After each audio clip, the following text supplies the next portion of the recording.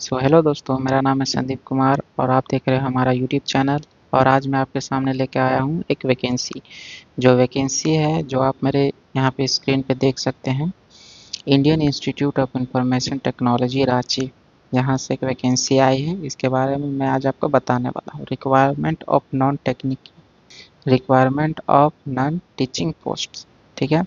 Application are invited from the qualified Indian national of requirement of various non-teaching posts. Please visit institute website www.itrranchi.ac.in। तो ये website है। इस website पे जाके आप इसके बारे में और डिटेल्स ले सकते हैं, क्या क्या डॉक्यूमेंट्स आपको देने होंगे भरने के लिए। और इसका लिंक जो है मैं अपने डिस्क्रिप्शन बॉक्स में भी डाल दूंगा।